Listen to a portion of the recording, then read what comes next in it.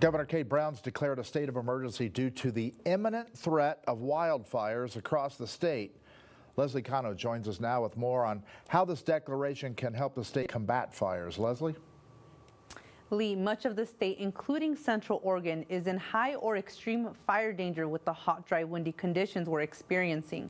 This declaration allows the Oregon Department of Forestry and the Oregon State Fire Marshal to utilize personnel, equipment, and facilities from other state agencies to help respond to wildfires.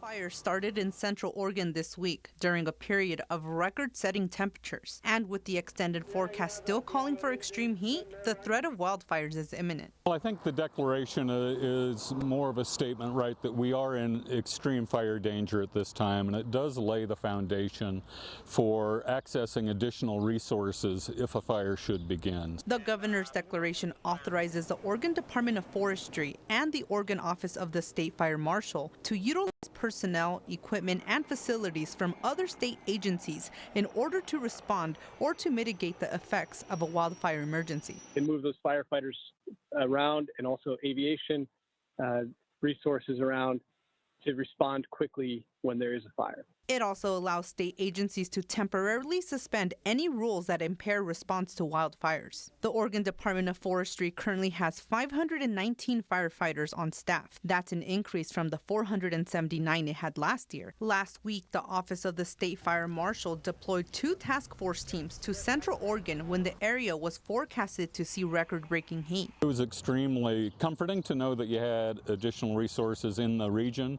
if you were to need them, and we did have really extreme fire conditions that are still with us today. Governor Kate Brown said the state of emergency was issued due to fire seasons increasingly starting earlier and lasting longer, adding it is up to each of us to do our part to prevent wildfires and to be prepared for the ones we can't prevent. I just really urge people to use as much caution as possible this holiday.